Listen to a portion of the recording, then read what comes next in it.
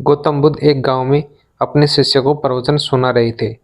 तभी वहां एक आलसी लड़का आया और बोला, हे गुरुदेव, मुझे आलस बहुत आते हैं और ऐसे में मैं कुछ नहीं कर पाता हूँ। तो गौतम बुद्ध उस आलसी लड़के को एक कहानी सुनाते हैं। एक गांव में दो मित्र सोहन और मोहन रहते थे। मोहन बहुत धार्मिक था और भगवान को बहुत मानता था, जबकि सोहन बहुत मेहनती था।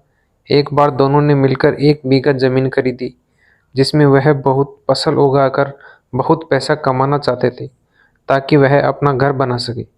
सोहन तो खेत में बहुत मेहनत करता था, लेकिन मोहन कुछ काम नहीं करता था, बल्कि वह मंदिर में जाकर भगवान से अच्छी फसल के लिए प्रार्थना करता था।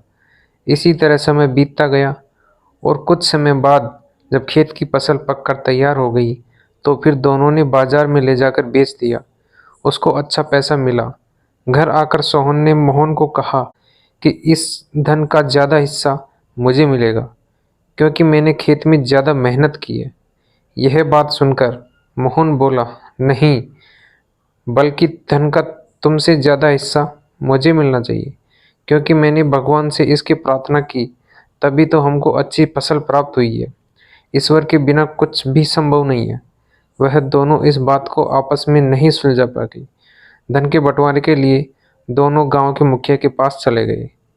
मुखिया ने दोनों को सारी बात सुनाकर उन दोनों को एक एक बोरी चावल की दे दी, जिसमें कंकड़ मिले हुए थे। फिर उस गांव के मुखिया ने कहा कि कल सुबह तक तुम दोनों इसमें से चावल और कंकड़ अलग अलग करके लाना है, तब मैं निर्णय करूंगा इस धन का ज़्यादा हिस्से किसको मिलना चाहिए।